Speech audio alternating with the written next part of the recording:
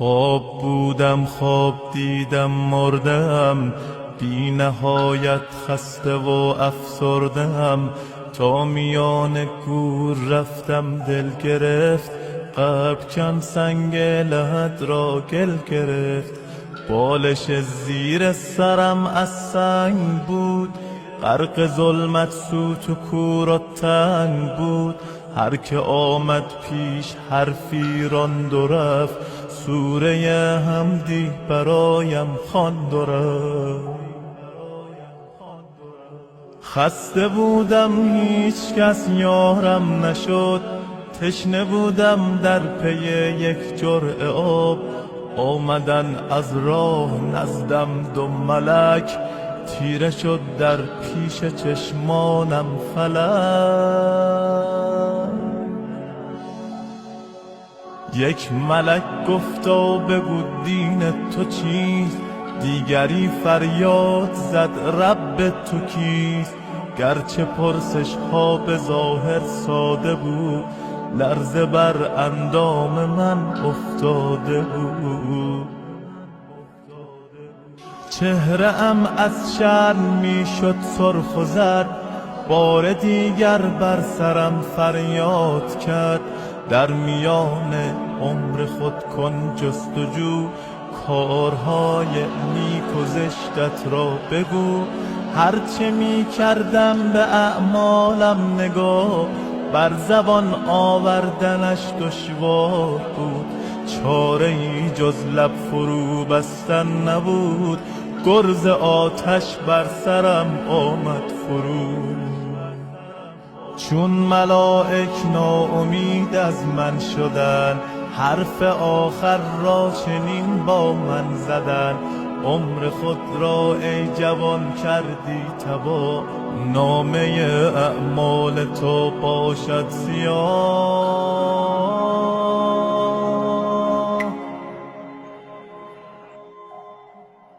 ما که مأموران حق داوریم، پس تو را سوی جهنم میبریم. ناامید از هر کجا و دل فکار، میکشیدندم به خفت سوی نار. ناگهان الطاف حق آغاز شد، از جنان درهای رحمت باز شد. مردی آمد از تبار آسمان، دیگران چون نجم و او چون کهکشان. صورتش خورشید بود و غرق نور، جام چشمانش پر از خمر طهور. چشمهایش زندگانی می سرود، درد را از قلب انسان می زدود. بر سر خود شال سبزی بسته بود، بر دلم مهرش عجب بنشسته بود. کی به زیبایی او گل می رسید، پیش او یوسف خجالت می کشید. دو ملک سر را به زیر انداختن، بال خود را فرش راهش ساختن. غرق حیرت داشتن این زمزمه، آمده اینجا حسین فاطمه.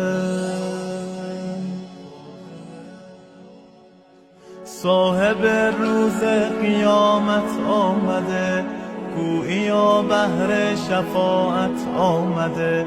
سوی من آمد مرا شرمنده کرد، مهربانانه به رویم خنده کرد. گشتم از خود بی خود از بوی حسین، من کجا و دیدن روی حسین. گفت آزادش کنید این بنده را، خانه آبادش کنید این بنده را. این که اینجا این چنین تنها شده، کام او با تربت من وا شده. مادرش او را به عشقم زاده است، گریه کرده بعد شیرش داده است.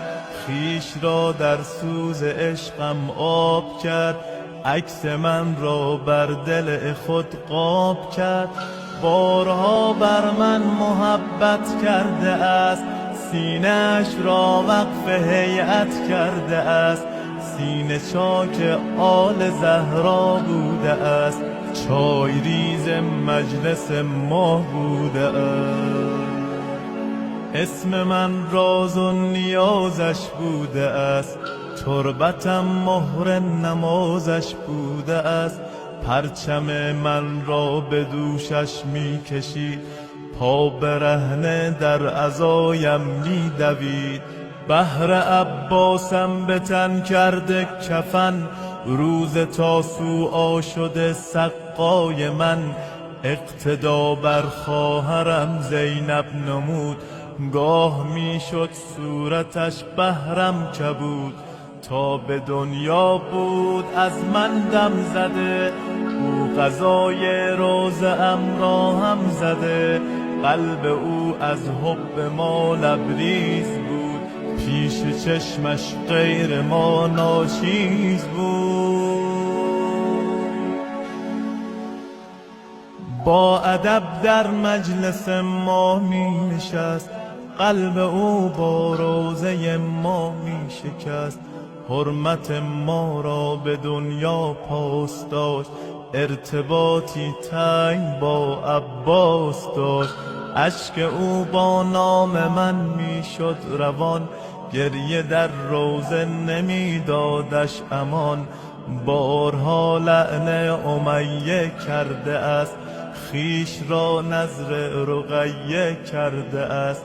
گریه کرده چون برای اکبرم، با خود او را نزد زهرا می برم. هرچه باشد او برایم بنده است، او بسوزد صاحبش شرمنده است. در مرامم نیست او تنها شود، باعث خوشحالی اعدا شود. سختی جان کندن و هول جواب، بس بود بهرش به عنوان عقاب. در قیامت عطر و بویش می دهم، پیش مردم آبرویش می دهم.